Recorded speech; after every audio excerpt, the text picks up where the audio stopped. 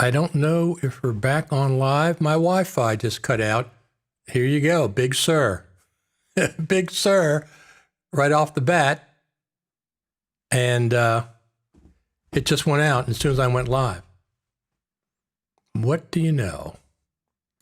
Let me just check something here. Let me see if I... There you go.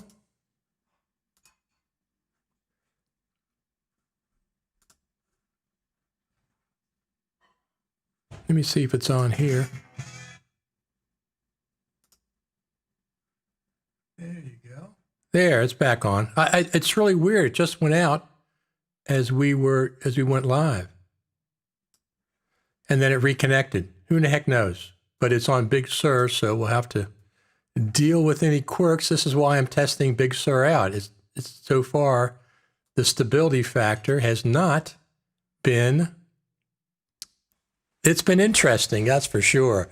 This is what I'm doing. I'm testing Big Sur today. So right off the bat, as soon as I went live, something happened. I don't know. It seems to be back on now, so we will continue. Now, let me just check this again. A couple of things. Email. There we go. So I got we got all kinds of things to talk about today. It's the first part of the year, and so this is what I said. Wi-Fi just went down. It says Michael Wright says we're live. Ernest White says, good morning, Richard. Happy New Year. Happy New Year to everybody. Isn't this great? This technology and stuff. So we're going to this cup over here. What are we looking for in 2021 as far as Final Cut goes? Right? I'm looking for something big. I am looking for something big. They have to deliver something big. All right, we'll talk more about that as we get into this thing, but it can't be, little teeny stuff. It can't be just, we're going to take care of Apple Silicon and ignore all the Intel users. I wrote an article this week that talked specifically about that, didn't I?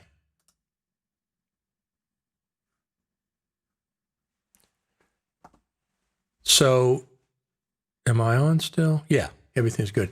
So I wrote this article over there at fcpx.tv. Final Cut Pro editors will be on Intel Macs for years to come. This is updated from August 2020. Now, the thing is, this is not a debate about Intel versus Apple Silicon. That's not what this is. I expect Apple Silicon is going to be, a fantastic platform to be on for the Mac. Absolutely.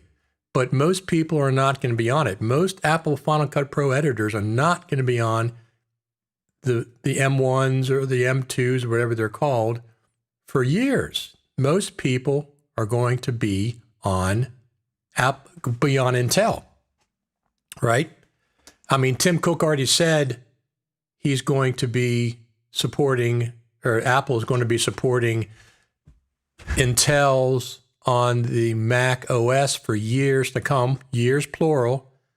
So that's 2 more revisions of the OS, and that's minimum, at least a couple of years, maybe 3 years, before they say, okay, now you have to be on Apple Silicon. Most of the stuff is going to be supported. Final Cut Pro probably exactly the same. So I'm excited about Apple Silicon. I'm looking forward to getting my first Apple Silicon Mac, but I didn't get one in 2020 because I don't want an entry-level Mac. If I had to buy a Mac Mini or something, that's what I would have done, but I don't have to, so I didn't. So how's everybody doing out there? Are you looking forward to 2021 with a new version of Final Cut Pro? But anyway, so I had to go back and forth between Big Sur and Catalina. Big Sur and Catalina. I forgot this setting. I forgot that setting. I forgot this setting in Ecamm. I forgot this posting on one of my notes, et cetera, et cetera. So I've been back and forth probably half a dozen times getting things. I think it's pretty even. So here's my screen that I'm looking at. This is my 34-inch LG monitor. It's a 21:9 aspect ratio. This is the screen that I have up right now that I'm looking at as we're live. A lot of things going on. You can see my audio. Where is it? Over here, right below me here. That's my audio level. So I got to monitor that. There is the chat window where I add comments and reactions. So anything you say, I can add to the stream by clicking on something there. But that's what I'm looking at right now as we're live. All righty. So far everything's working right. As soon as I started, it wasn't. The Wi-Fi went, I don't know what happened to it, but it wasn't there. It went out and then it came back on. It went out, then it came back on. One of the things that I did this week, let's pull that up, that I did this week is I went out and as usual, I did a live stream. Let me pull this up. Let me add something to this graphic here. Let me see, where is it? Add a camera. There's my camera. I'm going to change it to round. There we go. So one of the things that I did this week is actually it was last Sunday, so it's not quite this week, but I went out and filmed a group of people, and this is a setup that I've been using. I've been honing it. I'll buy this. I'll buy this. I'll buy this microphone, that microphone, this adapter, this cable, that cable, this interface, that interface. But this is what I really like this so far. So this is what I'll be using if I go to NAB next year or the Final Cut Pro Creative Summit in person.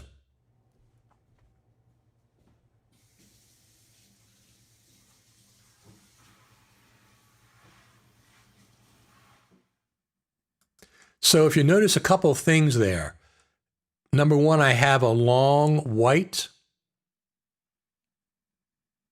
lightning cable going down to my attachment at the bottom. That's because the gimbal, I can't put all this stuff on the gimbal. I can't put two microphones on it. I can't put it, whatever. So what I do is I attach it to the very bottom of the gimbal. I have an arm at the bottom of the gimbal that's there. And I attach everything to that so it's not, the weight of the gimbal is not counterbalancing, trying to counterbalance, which it can't. This is an Osmo Mobile 3, I think. But this one worked out really, really well. So let me show you. I actually have the gimbal right here. This is my setup. I'm actually going to do a video explaining what is going on here. But if you see, this is the front facing microphone. It's a shotgun, mini shotgun. This is the back facing microphone. It's facing me when I'm talking to interviewing somebody. This is the actual gimbal itself. This is the actual lightning cable. It's actually a lightning extension cable that I got. That's going down here, feeding into this audio interface. It's a Rode SCL6, I think. It's active electronics. And then in the back of the SCL6, I have two cables going in there, one microphone for each. I also have a headphone output. This is an arm. This is just a stand, a little flat stand I have for the desk, but I can disconnect it just by doing that. So when I have this on a tripod, I just disconnect it and I can pull it right off again. But I'm going to do a specific video about this mobile setup. This is the best I've come with so far. Allows me a gimbal. It's still portable. It has great audio. This is the best that I've come up with so far. I'm always tweaking things. And like I said, I'll be going probably to NAB in October. If they have the Creative Summit, I'll be going there. Most likely, depending on how everything goes with the pandemic and stuff, but I'm planning on it.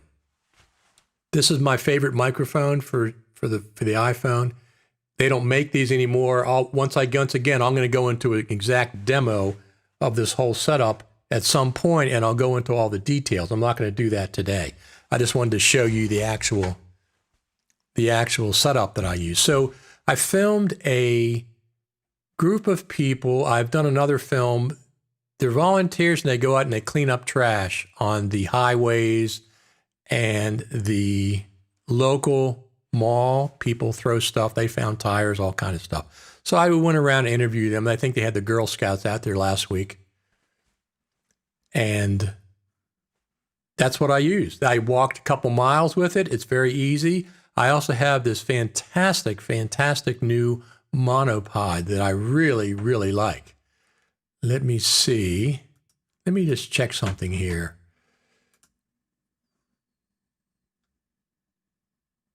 That's interesting. I'm getting duplicates. I'm getting duplicates. So one of the things I was asked when we just went live was, there's somebody in Maryland who won the lottery, the $700 million lottery, whatever. That was not me. I wish it was, but it was not me. So I think maybe later on we're going to get a phone call, perhaps, right? Phone's ready. Apple, you can call at any time with any information, which they do sometimes. All righty, what else do we have? So I also have another video I'll show you. This is, we had a snowfall. A snow squall, I guess you call it, last week. It was very, very cold. I was watching this guy in New York. He's the New York commuter, whatever. He walks around and live streams his commutes all through New York. So I was watching him, and it was snowing up there. And I said, what the heck's going on? I mean, it's not snowing here. But then the next thing I know, I said, it should be snowing here. It started snowing. So this is a little scene from this week in my backyard. Filmed with the iPhone 12 Pro Max, of course. I'm going to turn the speaker. I guess I can. It's not doing too bad. I just want to keep track of it. So let's check. Oh, there we go. Oh,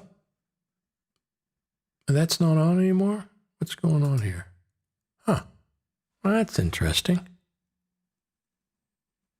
Well, anyway, this is my backyard. I'm not sure why it's not coming in. Maybe because something. Let me see if I have a camera there. Nope, it's not showing up. Who the heck knows? It was showing up. You guys saw it on the stream. Now it's not showing up. So this is my backyard anyway. Checking on the bird feeder. Coffee's done. I'll take that cup out of here. Where can I put that? Put it down there. We'll have to, when we're checking the backyard, I'll use this iPhone. So what's everybody's experience with Big Sur so far? Thumbs up, thumbs down. I'm in between. I cannot use it for my full-time. OS yet. Too many little quirks and bugs and plugins don't work.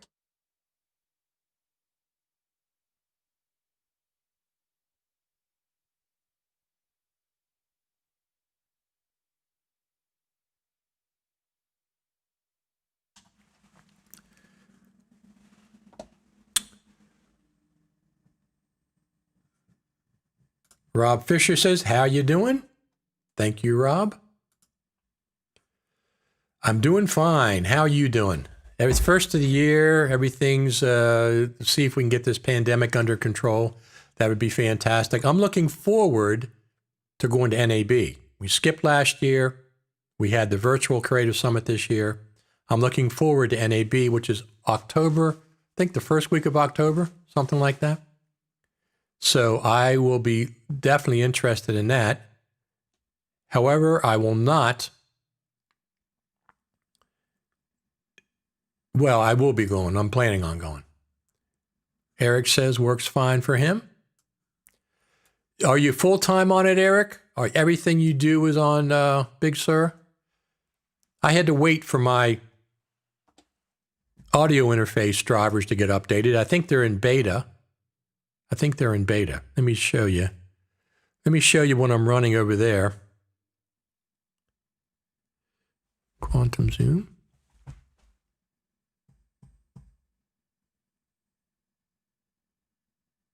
Overhead cam, solo guest. Oh, here we go, graphics. So let me just pull this up.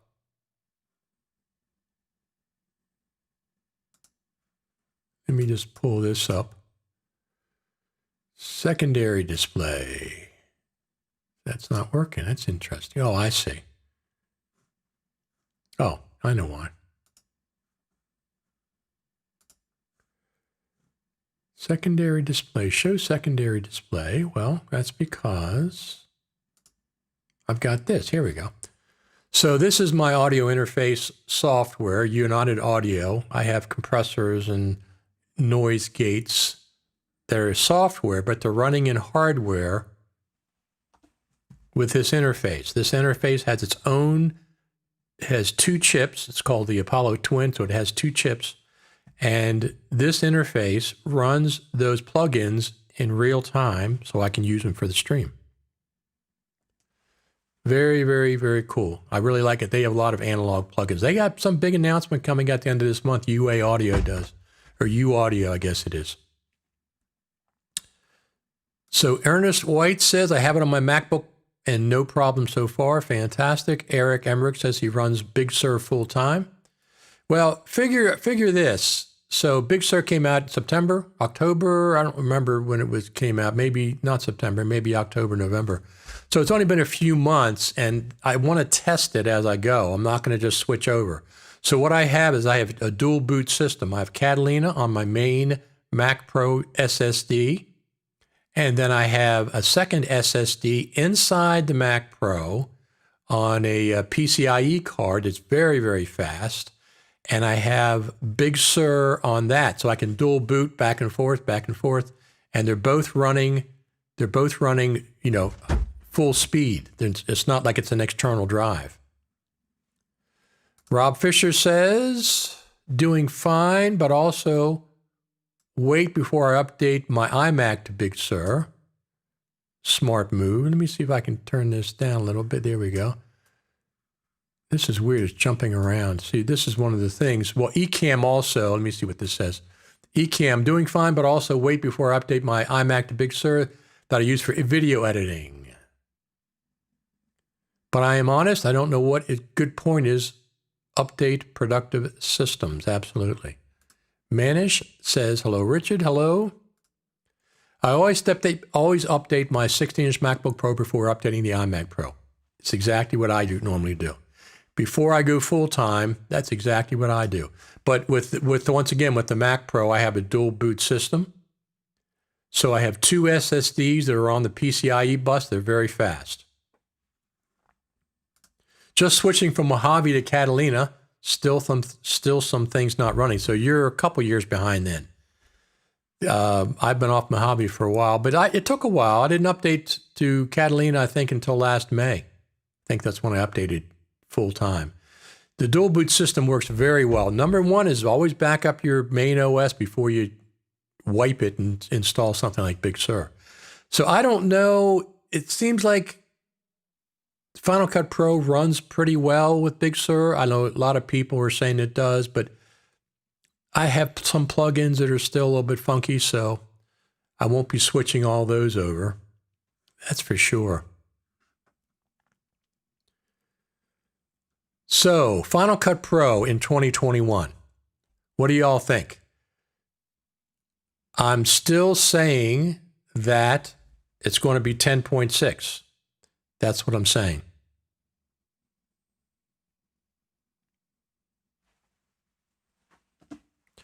I'm not sure. I mean, there's nothing that I have that's information about that I don't have any inside information, but maybe we'll. Well, there we go. Apple's watching. They're calling in.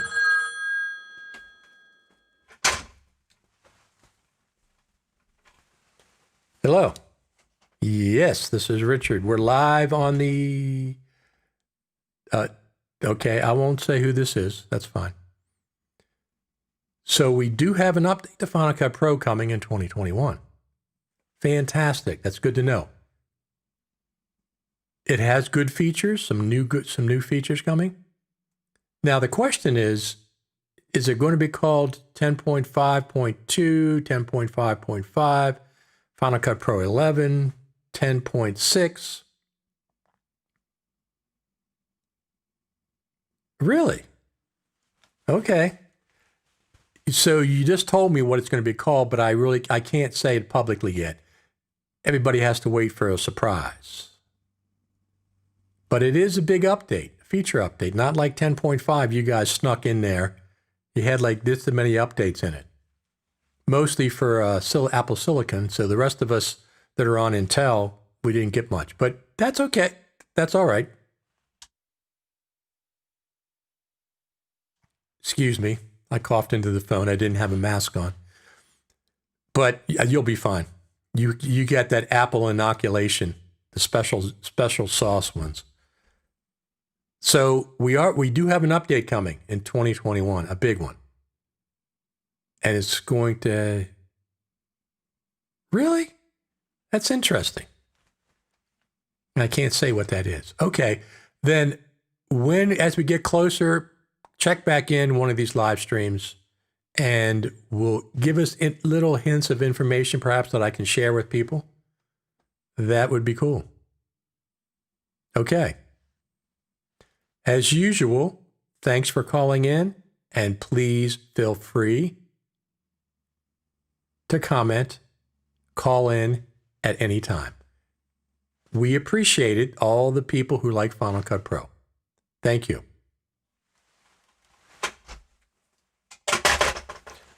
So we just got word that, yes, we are getting an update to Final Cut Pro in 2021. I am going to... Plugins and drivers are always the issue for upgrading. That's correct. I'm going to guess, this is not what anybody told me, because they can't reveal what they told me, or they won't call in anymore. I'm going to guess the first half of the 2021.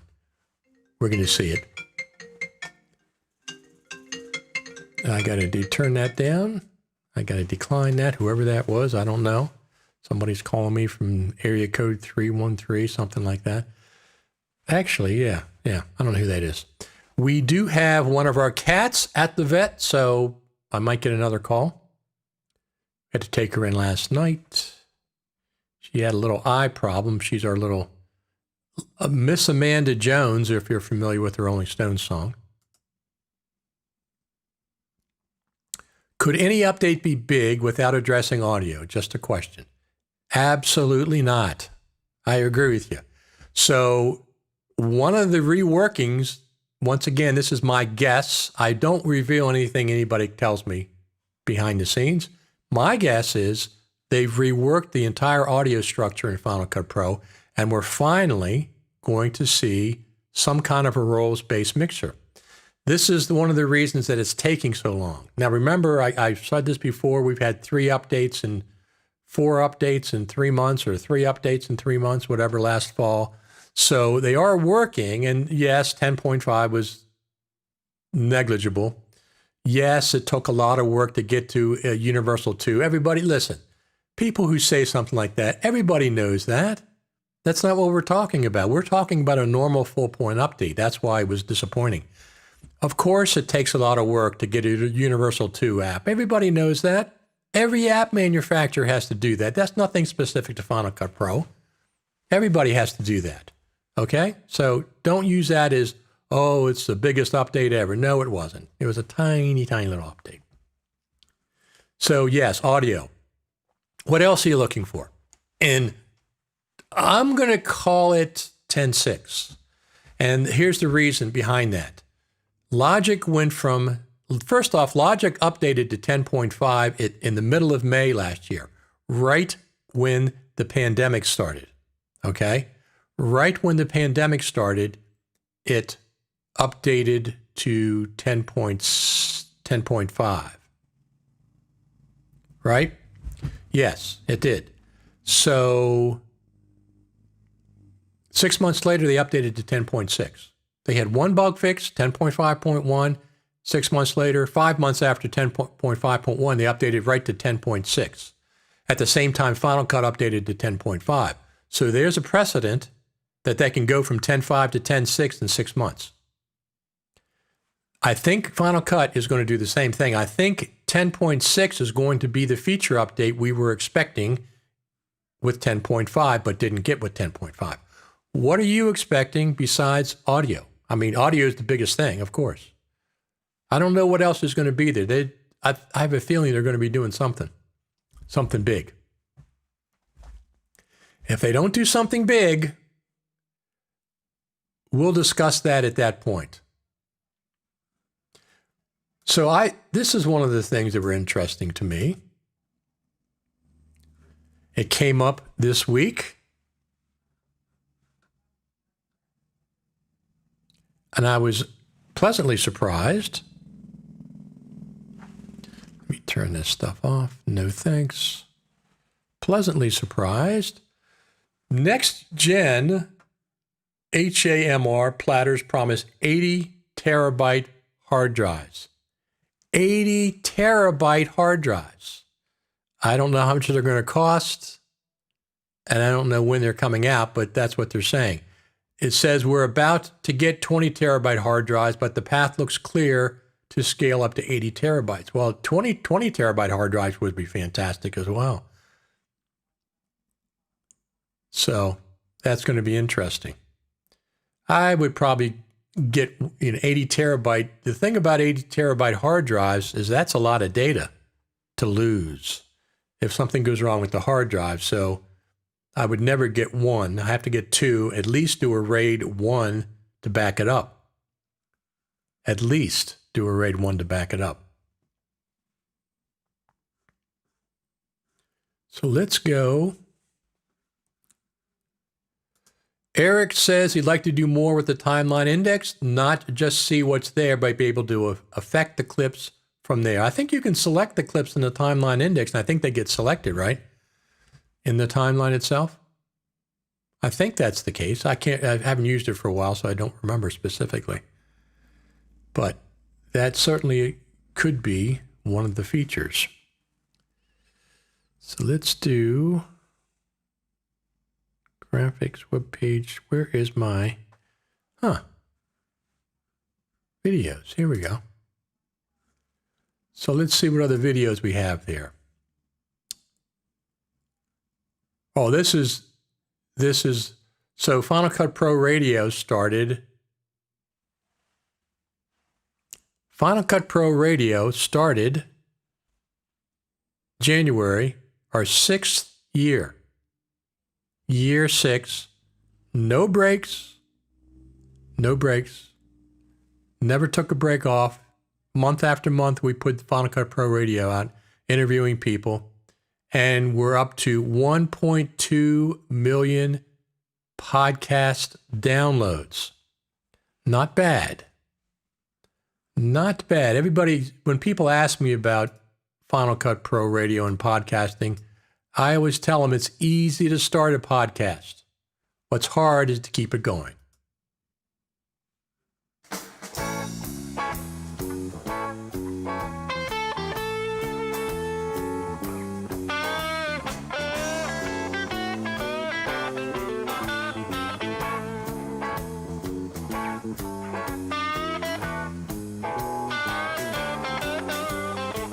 So these are all the people that have appeared on Final Cut Pro Radio. The best Final Cut Pro professionals from around the globe. I usually update this every year. I had a little bit of problem finding this template that I made, but here we go. All these people. Lots and lots of people. Final Cut Pro with names that you've seen.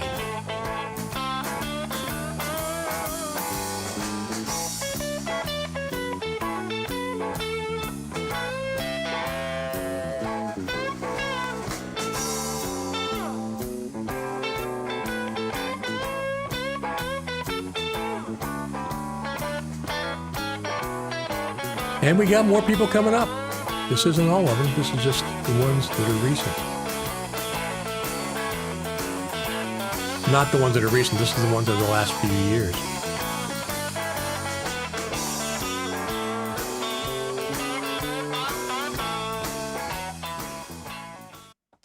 So that's one. So I have two podcasts. Final Cut Pro Radio is my main one. 1.2 million downloads. It's probably more than that. I mean, I know it's more than that, but the counting system that I'm using presently started about 10 years ago. So the first 4 or 5 years, I have another probably 100,000, 200,000 or more for that. So Ernest White says, is that you playing the guitar? It most certainly is. That was my band playing live. That was actually a live show that we recorded that turned out pretty well. So that is me playing the guitar. Thanks for asking. 150 euros for an 8 terabyte drive. I guess that will be 1,500 euros, $15 billion. Could be. I bought USB 3 drive, 8 terabyte for 160 euros. Rob Fisher says, congratulations on the 1.2 million downloads. Is that me playing guitar? Most certainly is. And now all the fans who visited the show. Absolutely. Absolutely. I appreciate everybody showing up here. So let's talk about Final Cut Pro 10.5/10.6, whatever it's going to be called, the update. What are you looking for? Does anybody have any inside information? Of course somebody does. Somebody out there has inside information because they're on the beta team. Here's how you tell who's on the beta team. It's very easy to tell.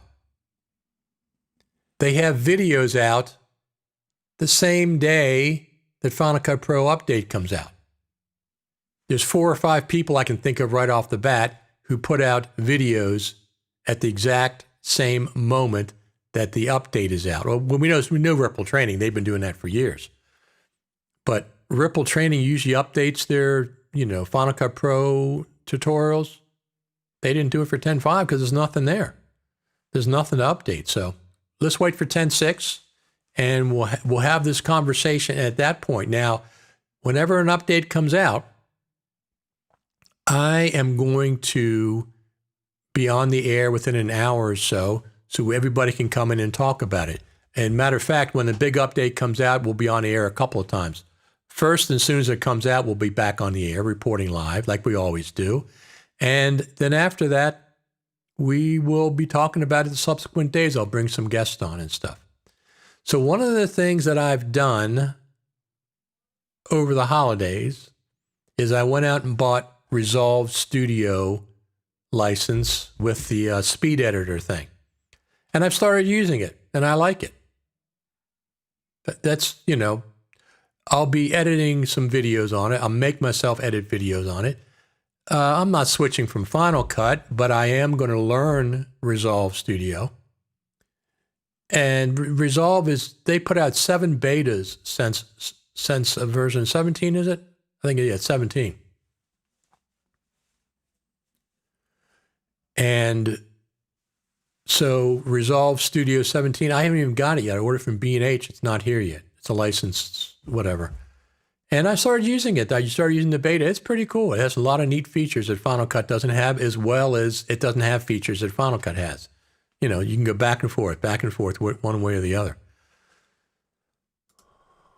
One of the best things would be if you render and then quit Final Cut Pro and it's started again, you won't have to render again. For most people, this is one of the biggest bugs.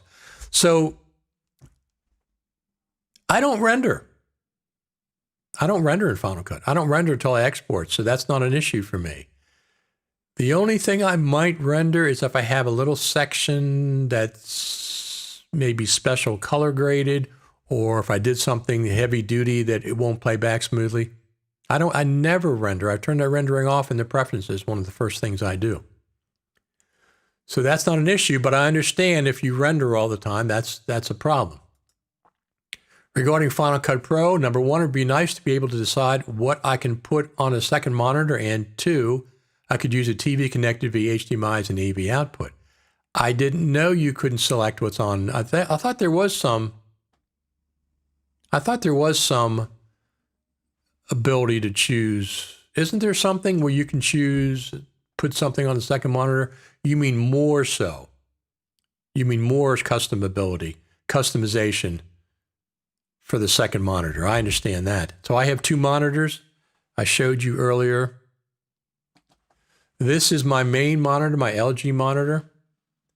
This is 21 by 9, 34 inch. I really like the LGs. For their cost, performance ratio, this one I've had for 3 years probably. It's working really well. But also, over here, I have another one that's turned vertically. So I have the 21 by 9, 34 inch, and then I have another one turned vertically. So I was looking at getting a bigger monitor, but the problem with the bigger monitors, at least the LGs, they're not any taller. They're only wider. They only turn into 48 inches or 49 inches wide, but they don't do anything with the height. I need both. I need more height and more width. More width with the same height is not what I'm looking for. So I won't probably be getting one of those unless I saw a fantastic sale somewhere. Eric Emmerich says, if it's rendered, it stays rendered. With my i9 MacBook, rendering is off the table. I only render when exporting. Exactly. I don't have any need to render, even when I had the iMac. I had a 2017 iMac that I had for years. I just didn't like the Mac Pro at the time. So Rob says yes for more customization. I agree. Here's one of the things that I see with Final Cut that I'm not a big fan of. When I go to Resolve, I have a lot of customization and optimization and things. And yes, I understand keeping Final Cut Pro somewhat simple. But what I don't need hand-holding. I don't need training wheels. Okay, I'm a professional. I've been editing video for 20 years. I don't need that stuff. I don't need that Final Cut Pro team. I don't need you to hold my hand and say, oh, you can't do that. Oh, you can only have so many colors. No. Give me more options. Give me more customization on the screen real estate. I understand that you want to keep it simple for the beginners. Give us some advanced features we can turn on and off, like Logic does. That's what I recommend, because if you go to Resolve and you go to Logic, they're both complex professional applications. A lot of choices and a lot of things to do. Final Cut has things that I don't have access to, that I want access. So that's one of the things that I'm looking forward to. Gert says he likes the 40-inch widescreens, 5120 by 2880. Okay, that might be something. 51. What is mine? Let me see what mine is. I don't even know. My height. I thought it was... I don't see it. I'll have to look it up. One of the things I don't like about Big Sur is when I add things, I go into preferences and I say, put in the menu bar and log in at startup. It doesn't do it. I know I've for a fact that I've gone here before. Let me just check something. I've gone here in displays. So what is mine? Let me see what mine is. Rotation standard, arrangement, color.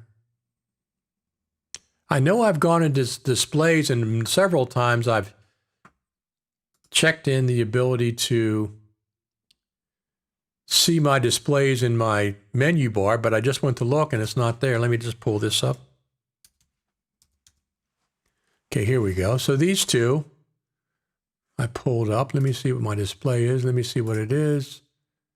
Oh yeah, okay. Mine's only 3440 by 1440.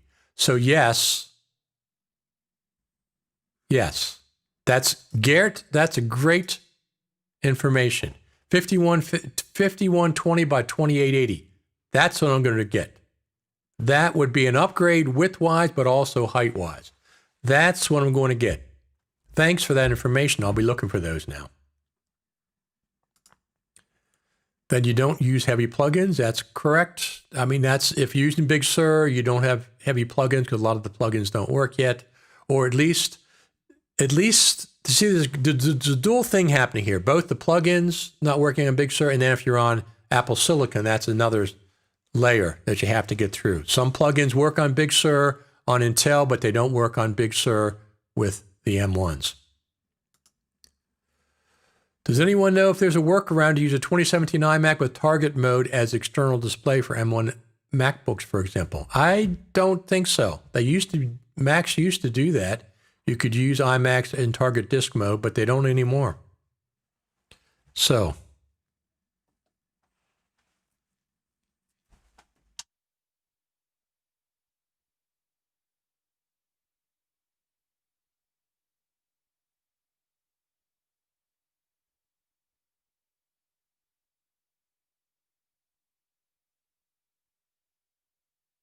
this is how I have to show you the backyard, because I think I'm not sure, there's not one there. Not a woodpecker there. For some reason, it's not coming into eCam right now.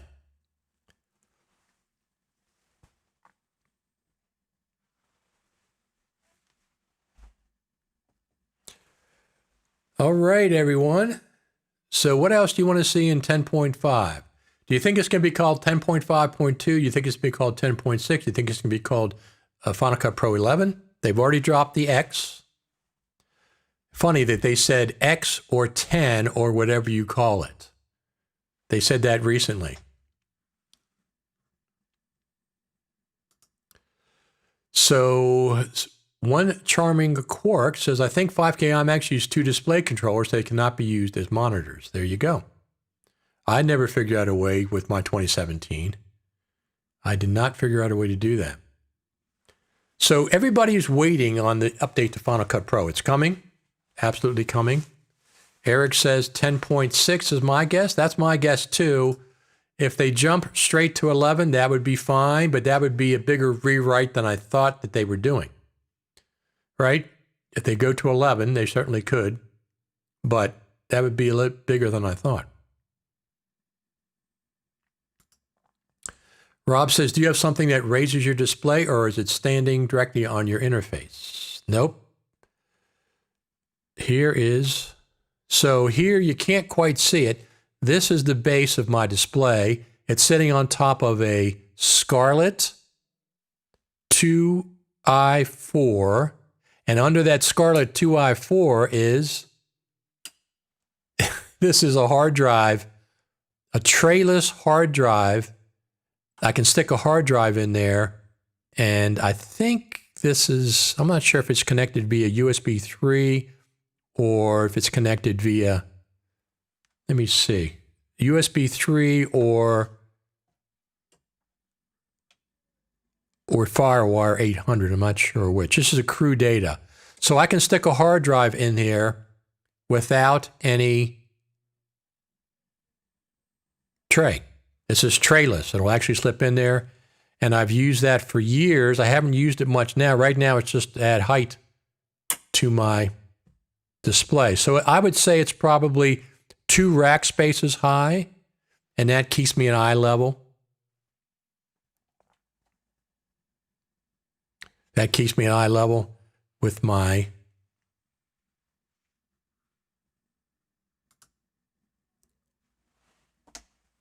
display. So I'm looking at the camera's right there, and then the display's right there. What are your favorite shortcuts that you manually set in Final Cut Pro? Here's what I do with shortcuts.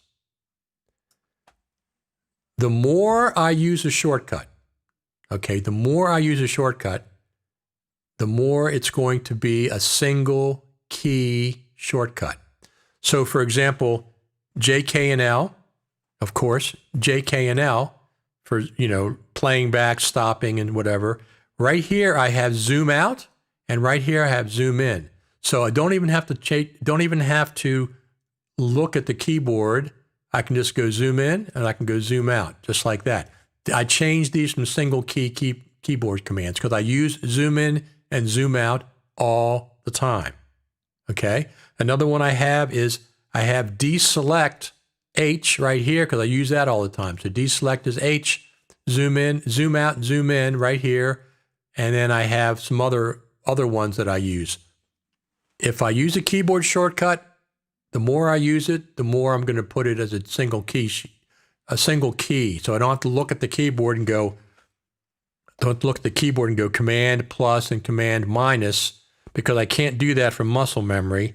I have to look to be accurate, so I have single key keyboard shortcuts. Here's something else I do.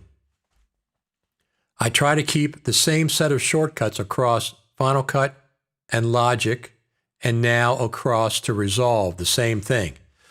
So Resolve is the customizable keyboard shortcut. You can import in Resolve. You can import a Final Cut Pro keyboard shortcuts if you want to. That's not a problem. But I don't use the stock ones. I customize them. So zoom in, zoom out. I use that all the time. Zoom in, zoom out. Deselect. When I have a clip selected, instead of, clicking off the timeline, I'm going to hit a keyboard shortcut, and deselect is what I use all the time. There's a couple of other ones. In Logic, I have this one. Logic, I have this one set for ripple delete. So when I hit this keyboard, it deletes whatever the selection is and ripples the timeline. Now in Logic, you can ripple left or you can ripple right.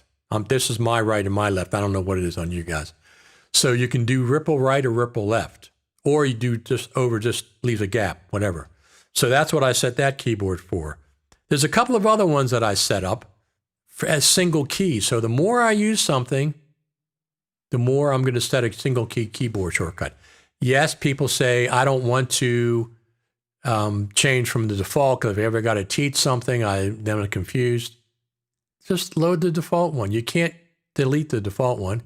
In Final Cut, when you go to make preferences, if you try to change the default, it makes you make a duplicate. So, and then the other thing is I keep my keyboard shortcuts in Dropbox, so I can access them for anywhere that has internet. And I have Logic's keyboard shortcuts there, and I have Final Cut's keyboard shortcuts there. And I might make a different set of keyboard shortcuts if I'm logging in the browser in Final Cut versus if I'm editing in the timeline. I might have a different one there. Let me see something here. Web page videos. What else do we have up there? Anything else? Oh, this is interesting. So I have a 4K drone that I have.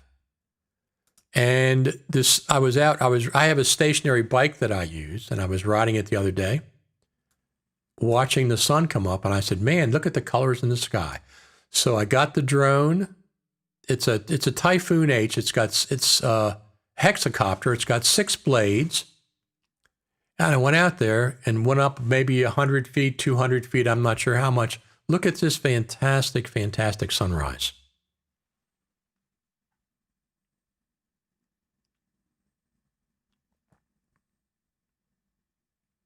This is in Carroll County, Maryland, where I live. But look at this. Beautiful, beautiful colors. This was shot in 4K with my Typhoon H hexacopter. 6-bladed. It's a 6-bladed, what they call drones. It's not really a drone, but it can operate on 5 of the 6. If you lose one blade, you can still operate the thing. Look at the colors. I took this in Final Cut and just spit it out for the web.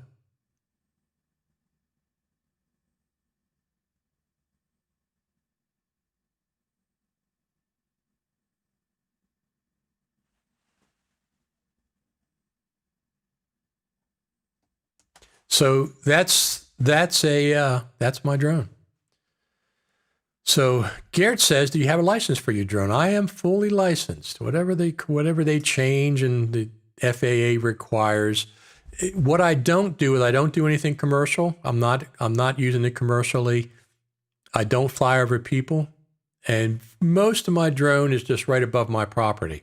I go straight up and I look around, and then I come back down on my property. I have an 1.5 acres. So most of the time I do that, but I have been out other places and done some things. So here is an option option left or right bracket for trimming. Those are good. Those are great. Absolutely. The keyframe editing in the timeline only does opacity. Would like all applied effects to be keyframeable. Since you reminded me of that, Eric, let me tell you something. This is one of the requests that I have out that I've had for a long time for Final Cut. I want opacity handles on video clips in Final Cut. Resolve has that. It's fantastic. Opacity handles, just like audio fade in, fade out on the clips, you have opacity handles directly on the video clip in the timeline. You don't have to Control V and open up this and then click on something else, 2 or 3 clicks to get to the opacity handles on video clips. Fade in and fade out, dissolve, right on the video clip. Resolve has that, and I used it. It's fantastic. I'm learning Resolve. I'm learning it. I like it. You know, I like it. And I'm never going to give up Final Cut. I mean, here's the thing. So when Final Cut comes out with their new update, let's call it 10.6. Let's just call it 10.6. If that's a big update with lots of new features, it'll refocus my attention right back on Final Cut. Right now, I'm kind of bored with Final Cut. It hasn't changed much in 2 years. It's very. I put a question out there on Twitter and stuff. Tell me the innovation that Final Cut's done in the last 2 years. Not before that. The last 2 years. What kind of innovation?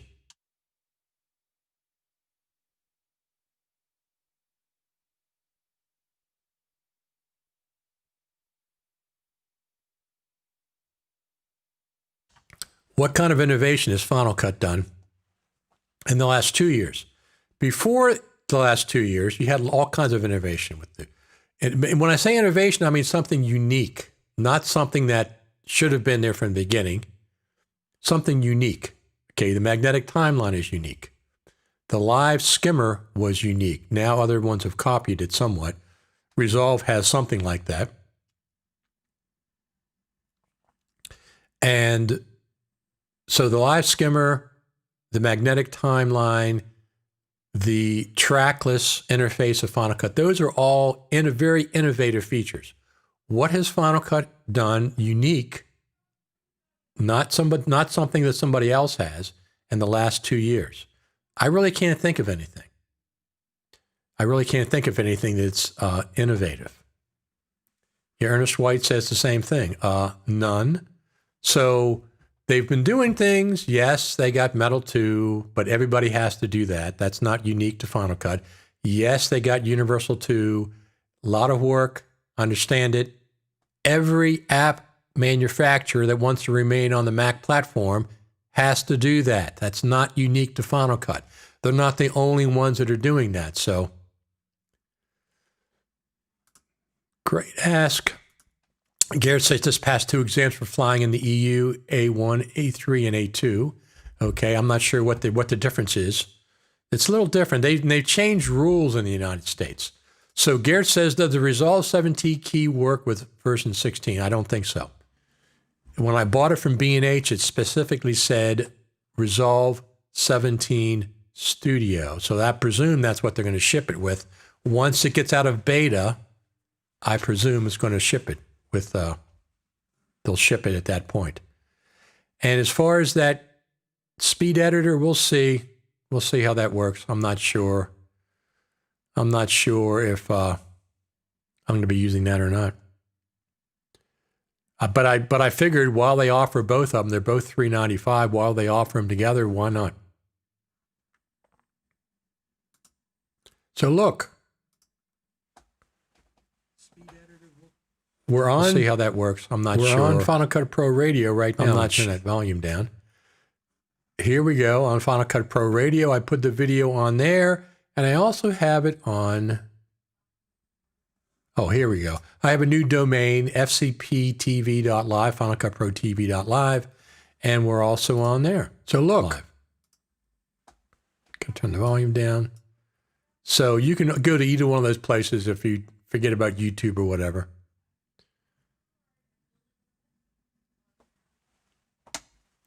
All right. What do you think? Final Cut Pro coming out, a new version coming out in 2021.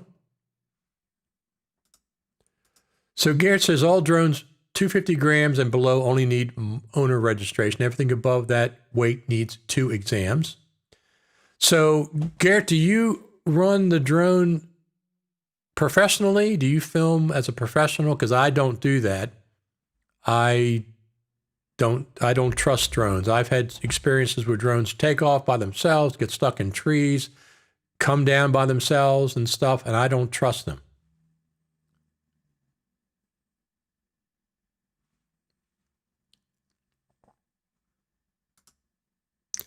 Jorge says hello. Jorge says hello.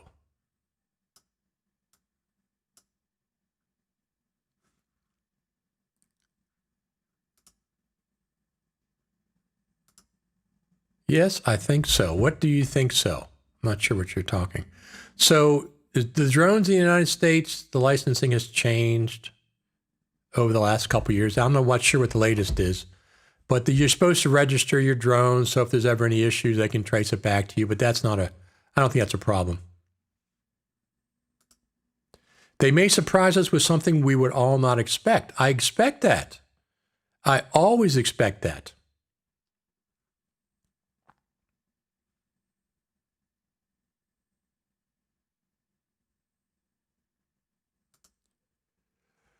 Nope, I film for myself and other people's to watch my videos. An NLE does not necessarily need to have unique features, but Final Cut Pro does have unique features, Ronnie. But we haven't seen any unique features for years from Final Cut. I'm still using it.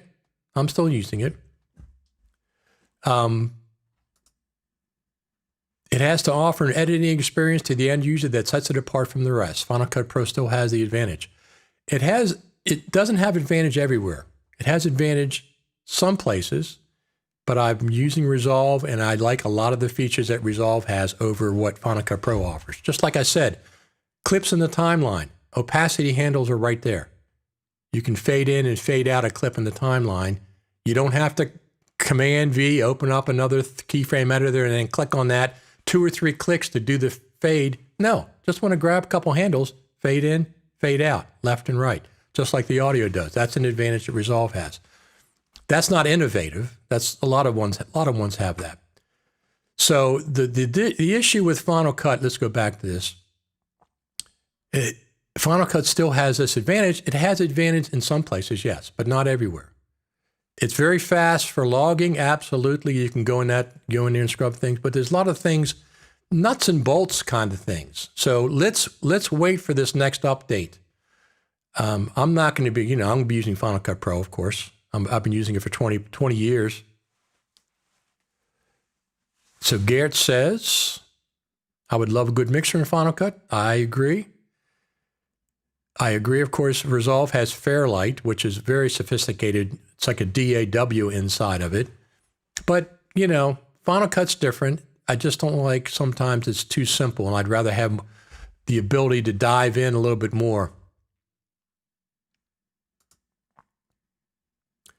My 2012 Mac Pro OS is stuck in 15. Mac Pro OS, 2012. I have to leave. Take care. Have a nice day. See you soon. Absolutely. Final Cut needs a send a motion button. Motion templates transitioned with sound. Oh, that's interesting. I never thought about that. Motion transitioned with sound. We did see some AI in Final Cut Pro back in June in the video from Apple. Perhaps we'll see more AI in Final Cut. Absolutely. One of the best apps that I've seen with AI is Descript, I think that's it.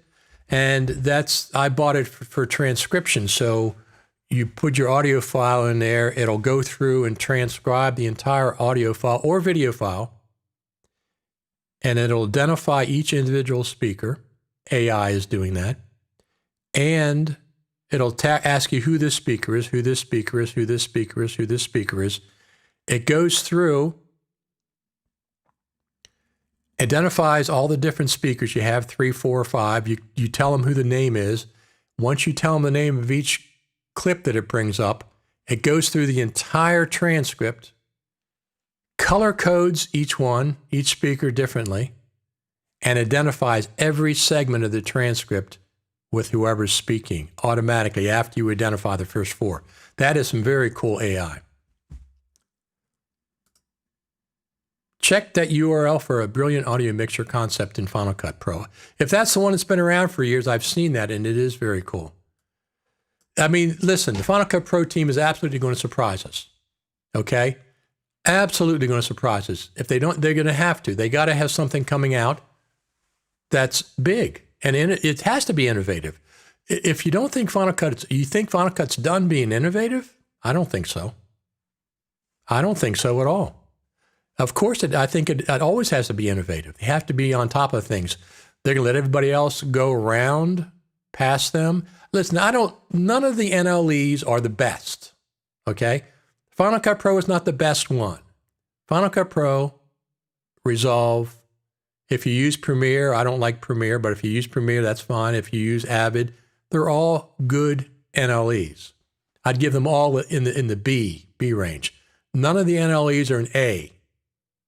To me, none of them have reached that point where they have all the best features that people need. There's lots of features that Final Cut doesn't have. There's lots of features that Resolve doesn't have.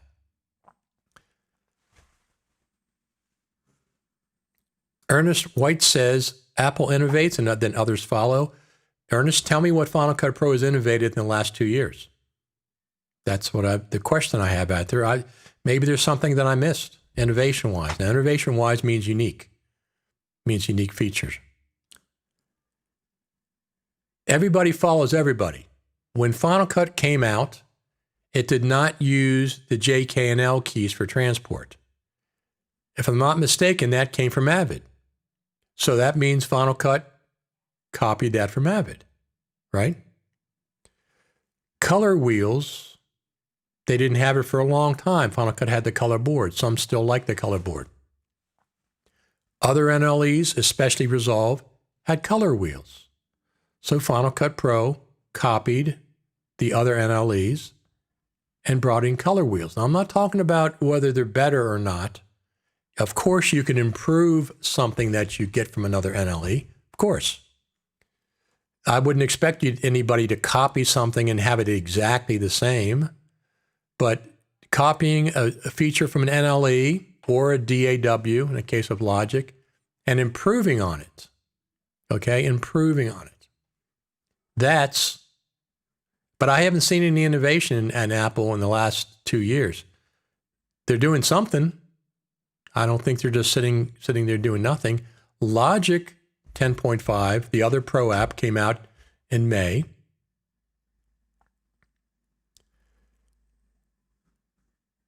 So 7. That's right. Final Cut Pro 7 did have color wheels, but they didn't invent color wheels. But it took a long time. How long? When did we get color wheels? 2017, 2018. I think it's 2017 maybe. We got color wheels, but we didn't have them for a long time. That's not a unique feature. Now, the way I like Final Cut Pro's color wheels better than I do the color board, so I use them all the time, and I like the way they work. Not on the current version, but when they release the new version, whatever they put in there, I'm sure it'll be innovative. Yes, that's my point. The new feature, the new version of Final Cut when it comes out, whether it's 10.6 or 10.5.2, 10.5.5, or version 11, there's got to be a lot of innovative stuff coming in there, like they did. I mean, listen, the timeline index is really cool. I really have that. I don't have that in Resolve. The scroll, the timeline itself, magnetic timeline, trackless timeline. I don't mind tracks. I use them in Logic all the time, and I get along fine. But a lot of times I like not having tracks. So I can go either way on that. I go back and forth between Final Cut. Would it be possible to bring a good audio mixer via plugin or Final Cut Pro extension? Yeah, but why not just have it internal in Final Cut? I'd like to. It might be able to, perhaps, but I want it just in Final Cut itself. That's a pretty basic feature that everybody else has. I mean, look, 10 years, Final Cut will be 10 years old in June, and you still don't have a master fader, audio fader. You have no way to control the master audio volume in Final Cut. Yes, I know you can put it in compound clips, that clunky solution that they have. Put everything in a compound clip. Put everything in a compound clip. I don't want to do that. First off, when you double click a compound clip, it takes you to another timeline that has no relationship to the master timeline. Zero. You have no relationship. Takes you to a completely separate timeline. To me, that's clunky. That's some of the things that needs to be fixed. I think Final Cut Pro teams are going to have a great update for us in 2021. That's my feelings. All right, everyone. What do you think? I don't have any more videos to show you.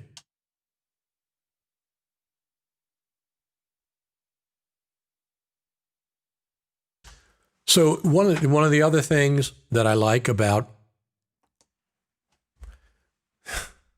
Jorge says, need an uncompound clip button. Well, the idea of a compound clip, what did they call them in Final Cut Pro 7? They didn't call them a compound clip. They called them something else. The idea of a compound clip is fine, but to improve it, open it right in the timeline. Don't jump to another timeline, another, whatever interface, and you have no relationship with where the compound clip sits in the master timeline. Open it, drop down right in the exact timeline. That would be much more beneficial. Much more beneficial. I don't like compound clips for controlling audio, though. I want to see a roles-based mixer where you can apply a fix. You can apply a nesting. That's what it was. Ronnie says nest. Yes, nest. So nesting in Final Cut Pro 7. See, I forgot that. I used to teach it. Thank you, Ronnie. Yes, I agree. Open up right in the timeline. So I have complete faith that the Final Cut Pro team is going to be delivering something for us in 2021. I mean, the whole 2020 thing with the pandemic and all took a toll on a lot of things. And I'm sure they've been working. I'm sure they have a big update coming. It's going to have to be. They have, that's what I'm expecting. And I expect, of course, some surprises. What would be an update without surprises?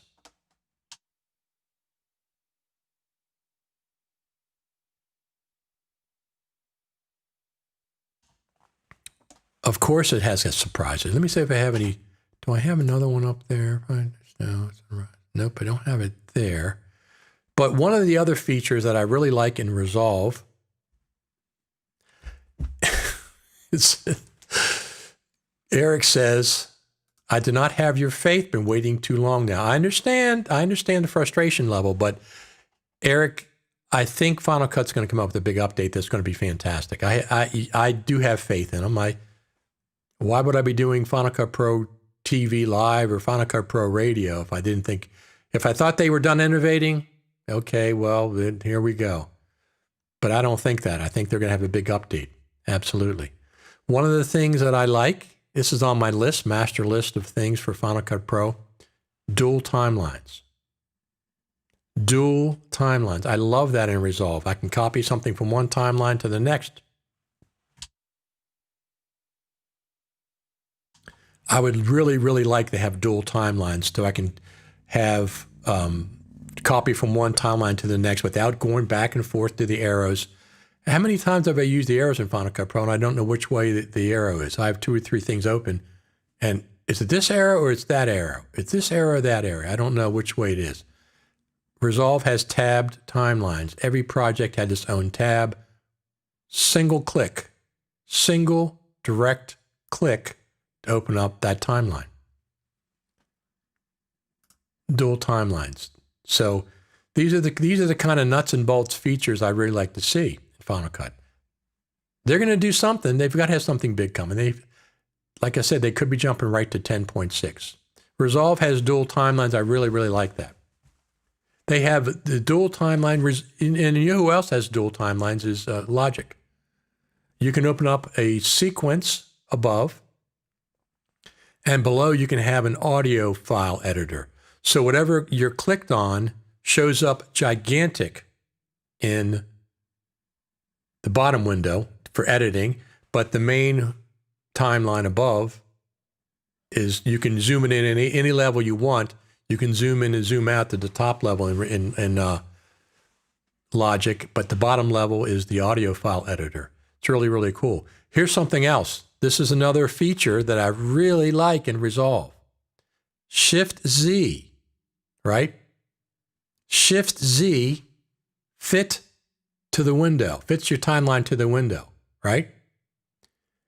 If you hit Shift-Z a second time, it goes back to the previous zoom level. So Shift-Z in Resolve is dual purpose. Fits the whole timeline to the window. Shift-Z again goes back to your previous zoom in the same place you were. Back, forth. Has two operations instead of just the singular one like Final Cut does. I really, really like that. So what do you think? Final Cut Pro 10.6 in 2021? Final Cut Pro 10.6 in 2021? Yes, that's what I think. That's my opinion, is we're going to see 2021.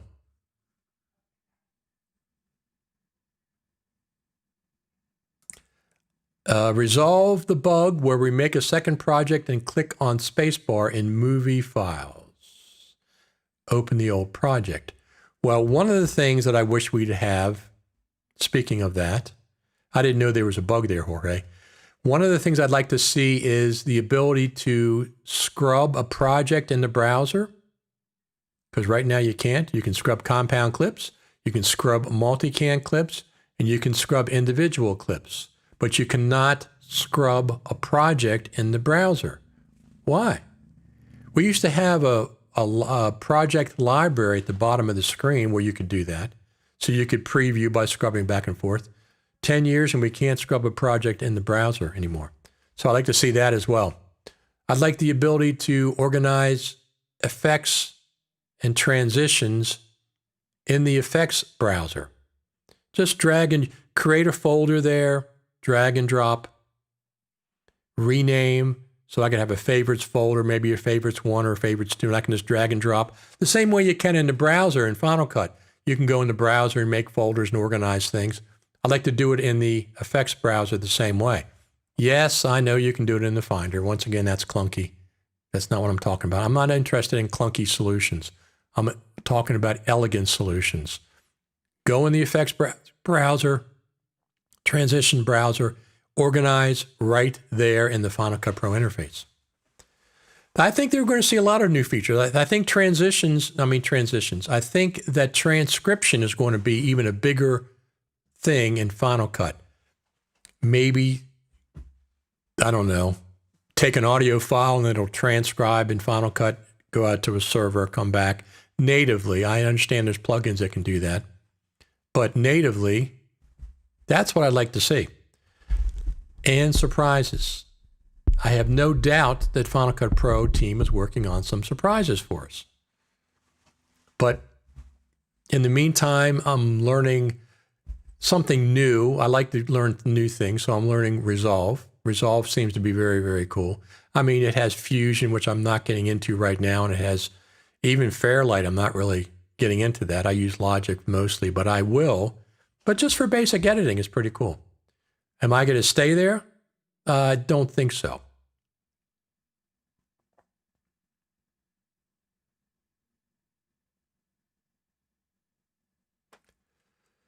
So we have some comments. Ronnie says, you could scrub projects in 10.1. It was deleted because of performance issues. These issues have become irrelevant now with the major performance of the new Macs. Expect some really good surprises.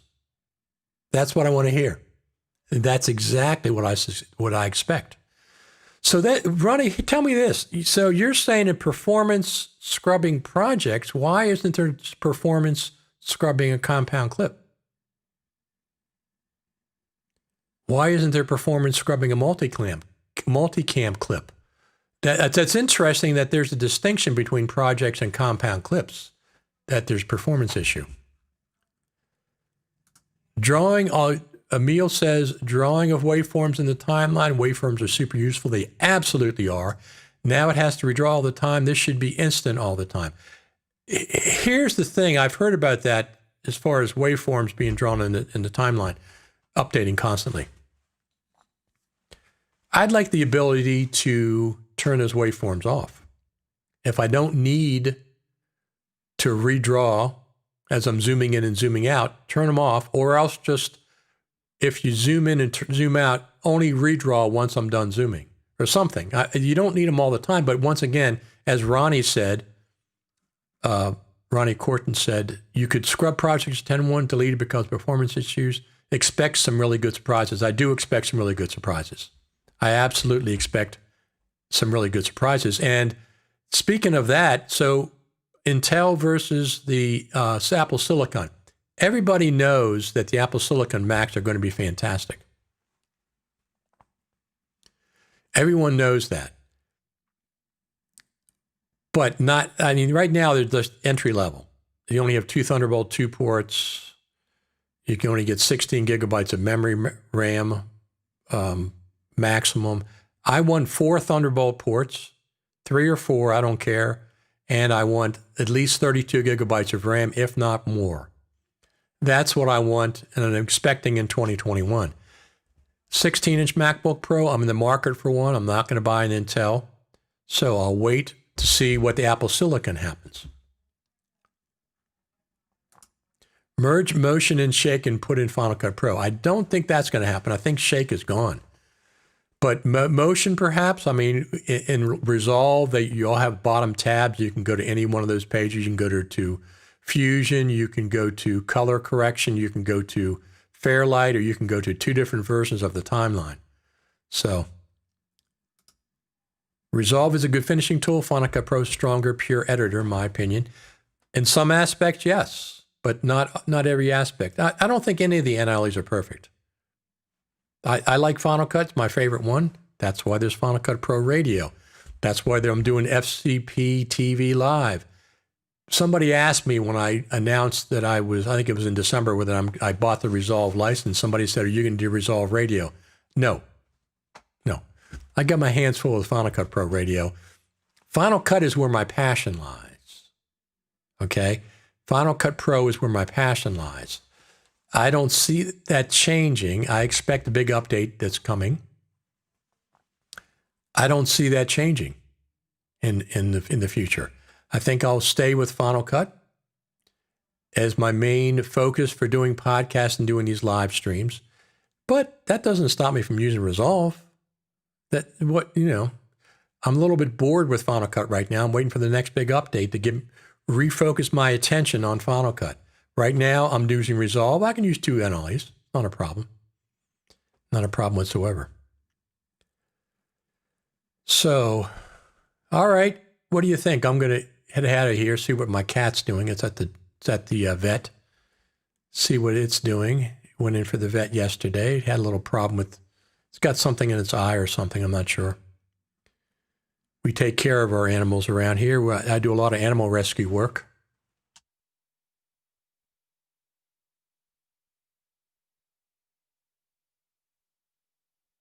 Anyway, everyone, thanks for tuning in here. Final Cut Pro TV Live.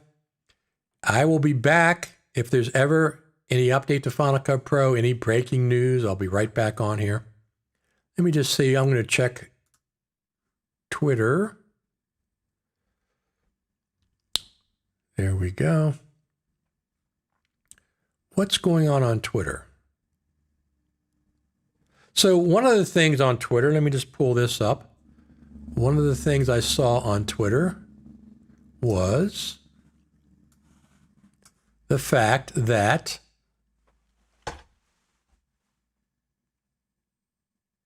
graphics. So here we go. I'm going to pull this up. Primary display. I am going to pull this over here. Let me just, I don't want that actually. I want to, let me see something here. Camlink 4K. How do I turn that on? Graphics. Here we go. Here we go.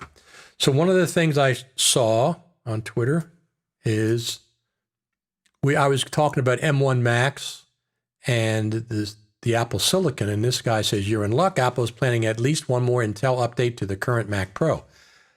I'm not sure what they would just put in a faster Intel chip, what exactly they would update, but that'll be interesting. I certainly would not be buying another Intel right at this point. I'm not going to plan on buying one. However, I certainly intend to be using my Mac Pro for years. So I'll be using Intel even when I get a Apple Silicon. I'll still be using my Intel, and I probably won't sell it. I'll probably keep it for my downstairs studio at least. Garrett says, good to hear. We love our animals too. Absolutely.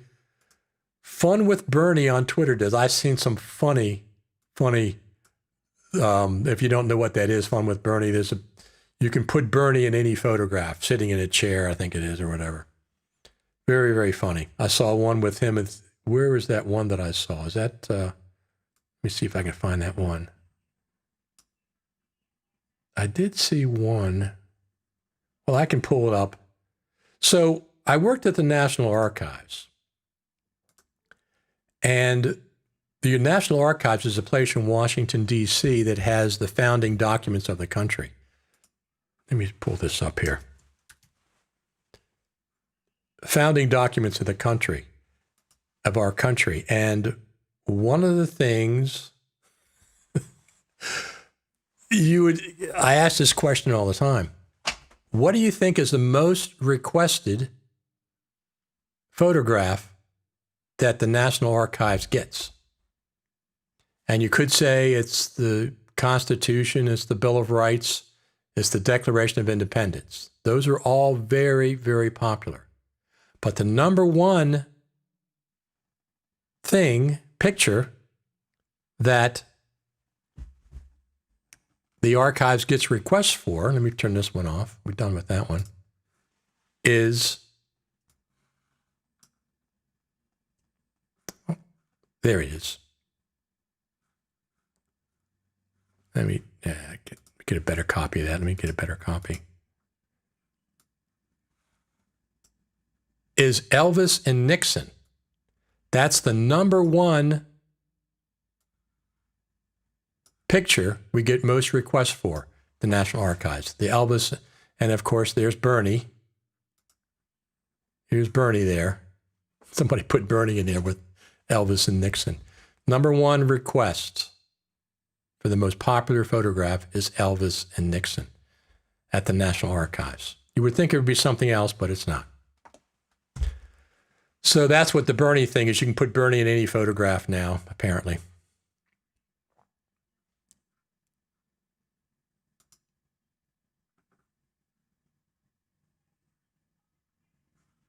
No, Eric, I'm not selling the Mac Pro. I'm not planning on selling that. The M series chip in the Mac Pro, what I don't want to see is return to the trash can where you can't, no user replaceable parts. You can't swap out the hard drive. You can't swap out the graphics card. You don't have 8 PCIe slots. I don't want to see a return to that. I want to see the same form factor we have now. So, yes, but here's what I suspect. I suspect that Apple might put out an in-between the Mac Mini and the Mac Pro. Keep the Mac Pro a Pro machine. Keep it with 8 PCIe slots and parts you can swap in and out. Graphics, hard drives. I can take, if I have a problem with the power supply, the entire power supply is a self-contained module. No cables connected to it. I can actually pop the power supply out, get a new one, and push it back in. It's all modular. I don't want to see the return back to the trash can where you can't, nothing is swappable. It's all self-contained unit. However, if Apple comes out with an in-between a Mac Mini and the Mac Pro, whether they call it a Mac Mini Pro or you just call it, how about just the Macintosh?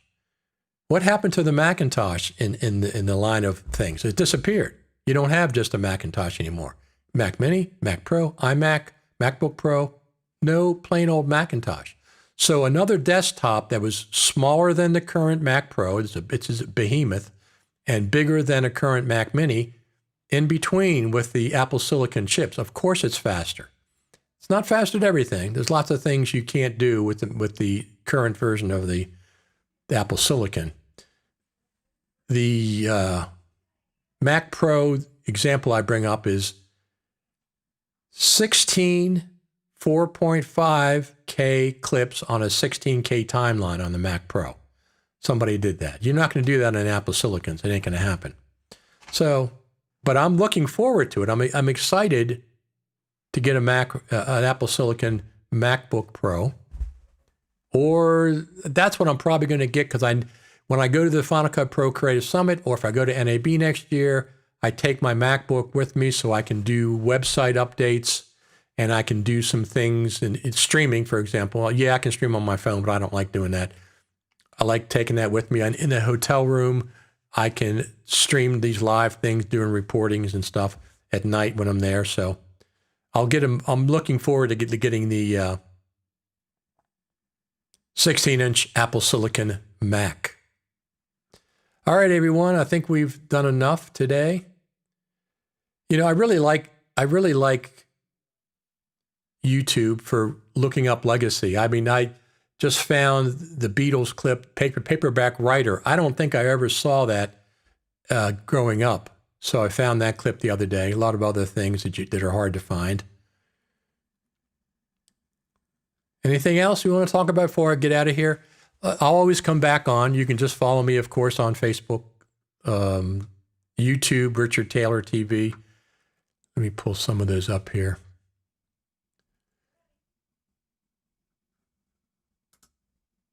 Subscribe, Richard Taylor TV.